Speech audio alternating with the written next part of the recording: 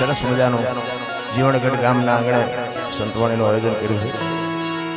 એક આત્માની પાછળ જ્યારે તિથિ નિમિત્તે ખરેખર પાછળ જેને કાર્ય કર્યું છે એને ધન્યવાદ દેવું.